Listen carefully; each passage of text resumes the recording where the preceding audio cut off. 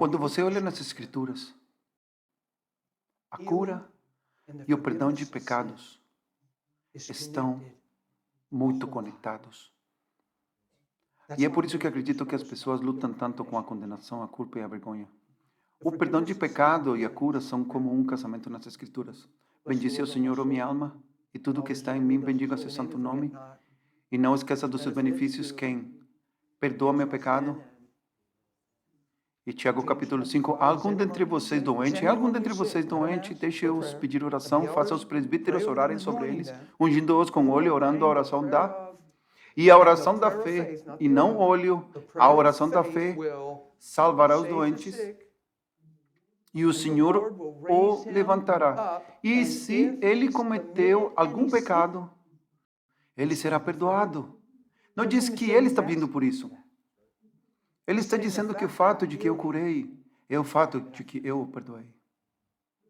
Você entende que Jesus estava na terra, implorando para os homens voltarem para Deus, e agora nós somos esses embaixadores implorando a mesma coisa, onde Jesus não estava na terra imputando as ofensas dos homens, e é por isso que todos estavam sendo curados. Ele não os viu pelo que mereciam. Ele os via através da misericórdia, e a misericórdia estava triunfando sobre o julgamento. E é por isso que podemos orar por um incrédulo nas ruas e eles podem ser totalmente curados. Por quê? Porque somos embaixadores desse mesmo movimento. Onde Deus está implorando em nosso nome, reconcilie-se com Deus. Então, qualquer cidade que você estiver, cure os doentes, porque Deus está disposto e pronto. E diga-lhes que é porque o reino está aqui. Então, a cura está antes da pregação em Lucas 10. Não conte isso para os antiquados. Eles estão pregando, você precisa pregar o evangelho primeiro. E então orar pelos doentes. Não em Lucas 10, não. Eu orei por doentes e vi os curados e nunca mencionei Jesus. E eles nem sabiam que eu era cristão. Foi quando orei sem eles souberem. Então eles falavam, que diabo? Eu ouvi muito isso, que diabo? Você está brincando comigo? É simplesmente incrível que eles não voltam a ficar doentes. Sabe, o cara vem, eu oro por ele e ele... O que diabo? Não acontece assim. Deus não se surpreende quando xingam. Ele não foi pego desprevenido. Ele não está tampando com as mãos em volta de Jesus a sua mão direita, fazendo o negocinho dos 3 macacos. Ele não está chocado.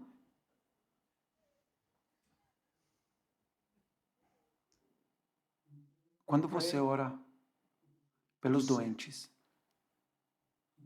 você acredita que a vontade de Deus é de curar? Galera, é imperativo.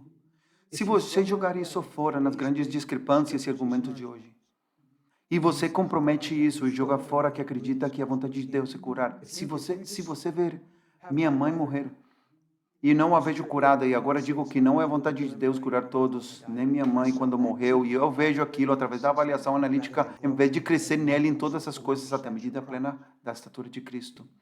Se eu não acredito que é a vontade de Deus curar, nunca mais orarei a oração da fé de novo. Só farei a oração da esperança.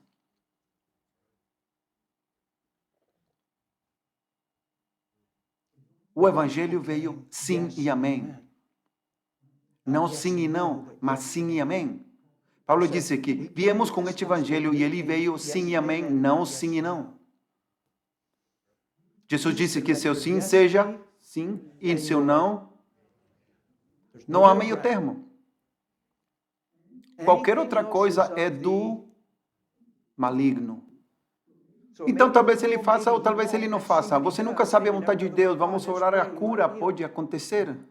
Isso veio do maligno porque casou sim e não. E aí não há casamento. Deixe seu sim ser sim e seu não ser não. Tudo além disso é do maligno. Se você casar sim e casar um não, eles se juntarem e terem filhos, tem que ser um talvez não, talvez sim. Tem que ser. Porque há alguns sim, se não misturados. Então, talvez ele faça, talvez não faça. Então, eles têm 2 crianças andando por aí, talvez sim, talvez não. E talvez o sim chegue aqui, eba, talvez não, eba. E a mamãe e papai são sim e não. Não, isso não é uma família.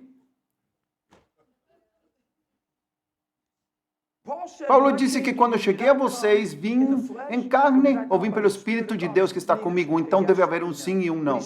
O que ele está dizendo é que quando vivo pela carne, dizendo pela carne, penso pela carne, sou indeciso e tenho um sim e um não, talvez. Mas se vivo pelo Espírito, é sim e amém. Que seu sim seja sim e seu não seja não. Ele está falando sobre isso em Coríntios. É espiritual, é incrível. O que ele está dizendo é que se eu estou na carne, no meu discernimento, sou indeciso. Por quê? Temos a teologia da cura, que assim, talvez não, talvez ele faça, porque discernimos o que cremos através da carne.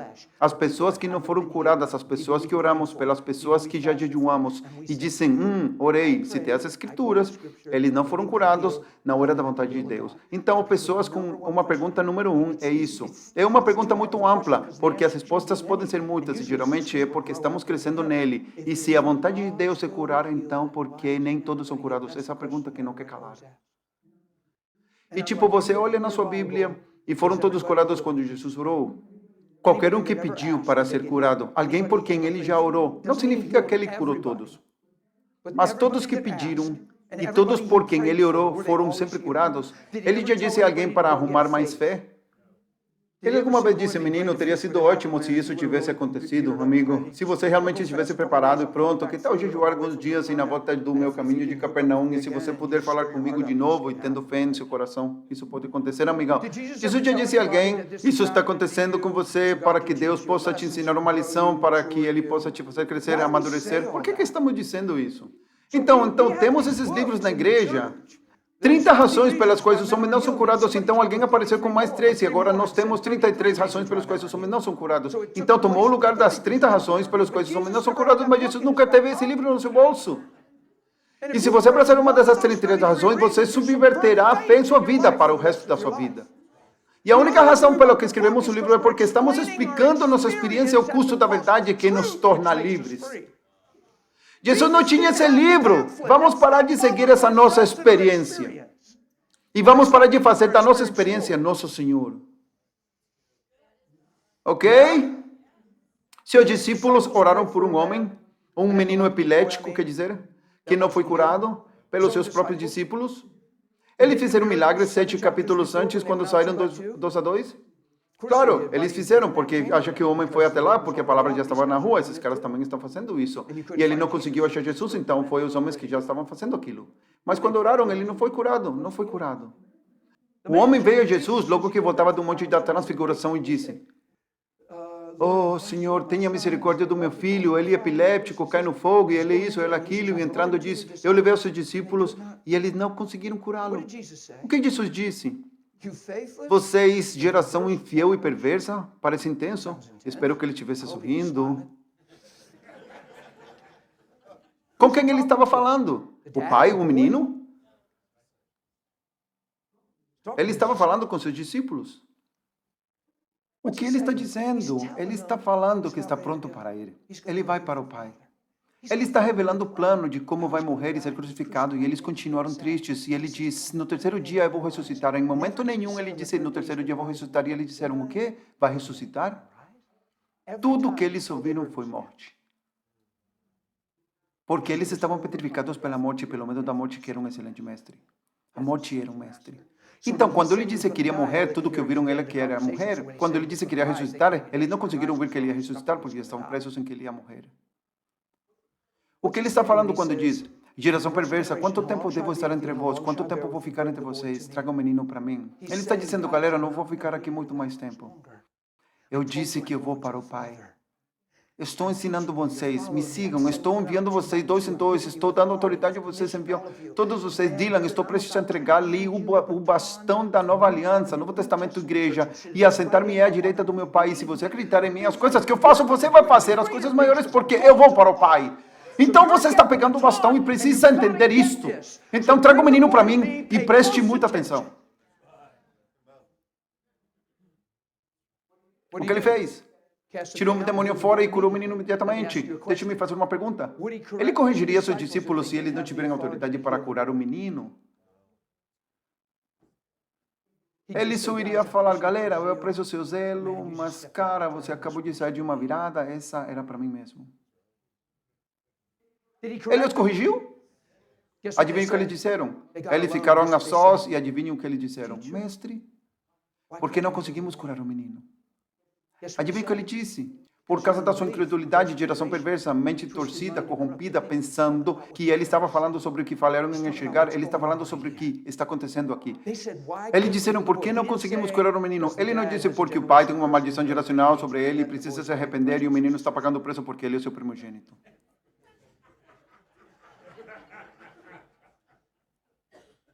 Por que não? Pergunta direta.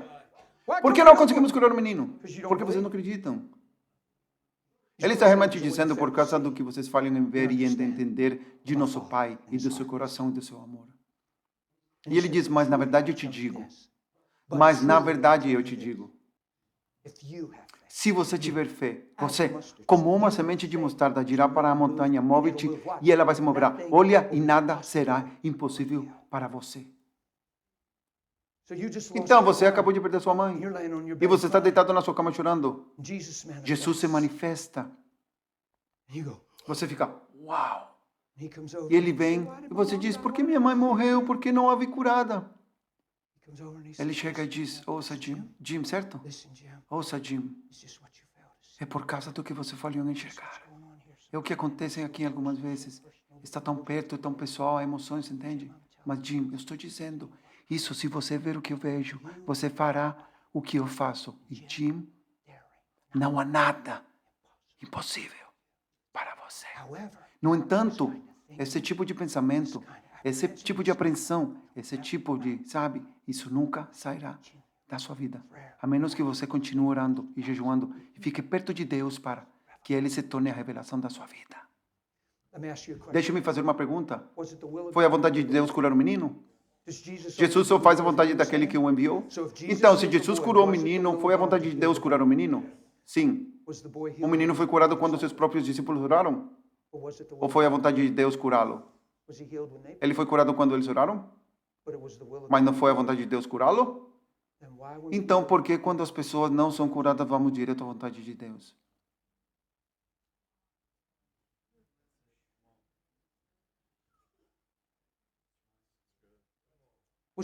Foi a vontade de Deus curar o menino? Sim. Ele foi curado quando seus discípulos oraram? Não. Ele corrigiu o menino, o pai e os discípulos. Uau. Em qualquer cidade que você estiver, igreja, cure os doentes e diga-lhes, o reino de Deus está aqui. Você sabe o que fazemos? Passamos inúmeras horas debatendo sobre a teologia da cura, discutindo enquanto tomamos um cafezinho, por causa dos amados que perdemos nas orações que não vimos respondidas. Chama-se amar nossas próprias vidas. Vivendo um raciocínio humano analítico e sabedoria do caminho que parecia certo, mas nunca traz vida. Completamente o oposto, traz morte. Vamos lá, é tudo o oposto. Vamos lá, isto é claro. Não há maneira de evitar isso. Ele disse a Jim, eu estou dizendo verdadeiramente, se você tiver fé do tamanho de uma mostarda, sim, você, Jim, salvaria a mãe que acabou de morrer. Você dirá para a montanha, move-te, e ela vai sair e mover, e Jim, nada, vai ser impossível. Agora ele coloca Jim em uma jornada. Não é uma busca para realinhar sua teologia. Uma jornada para conhecer Ele mais. Porque se você acreditar em mim e nas coisas que eu faço, você também fará assim. Até minha vida ser assim. Eu não cheguei lá. E se cada vez que eu contar uma perda, eu mudo minha teologia para defender meus sentimentos, então eu estou muito vivo e já deveria morrer. Não fica mais claro do que isso. Então, hoje vamos orar pelos doentes. Tudo bem? Você acredita que é vontade de Deus curar? Eles desceram um paralítico pelo telhado. Por que você acha que desceram um paralítico pelo telhado? Porque a sala estava lotada, não havia espaço e eles queriam um amigo quê? Curado ou perdoado? Você acha que eles estavam pensando perdoado?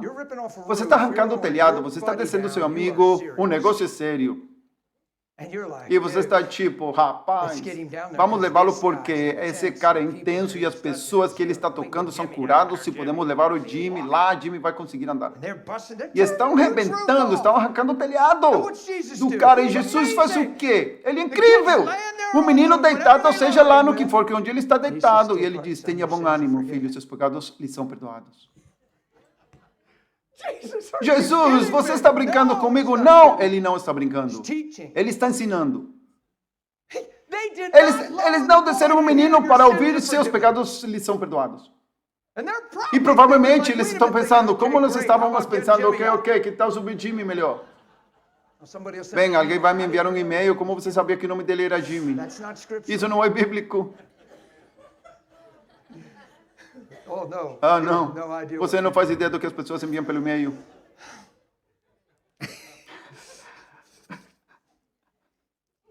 Eu também não, porque eu não leio.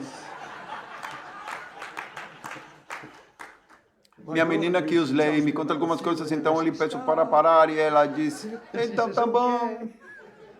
Então peço desculpa se choro, pois ela tem que lê-los. Mas eu não leio, não me envie e-mails. São muitos. Filho, tenha bom ânimo, seus pecados lhe são perdoados. O que as pessoas fizeram isso quando ele falou blá, blá, blá, blá, blá, blá, blá. Isso que ele disse assim, blá, blá, blá, blá, blá. Ele fica, Jesus é assustador, tipo assim, se você estiver perto dele pensando em algo errado, ele vai olhar para você. E eles pensaram, blá, blá, blá, blá. Ele disse, por que vocês pensam mal em seu coração? Pensando essas coisas más no seu coração? O que é mais fácil dizer? Veja, o que é mais fácil dizer? Seus pecados lhe são perdoados? Ou levante-se e ande. Mas para lhes mostrar que o Filho do Homem tem o poder de perdoar pecados. Filho, levante-se e ande. Ao que ele ligou a cura? Ao perdão de pecados? Tenha bom ânimo. Do que o sangue está falando? Sobre algo melhor. Qual é a primeira coisa que precisamos saber? Se estamos passando pelos sintomas de doença, a situação da doença mesmo que está acontecendo no momento, se for longevidade, porque às vezes é um desafio maior para as pessoas. Nunca tive coisas de longevidade, tive coisas violentas rápidas, não estou comparando as duas coisas porque não sei qual é a pior.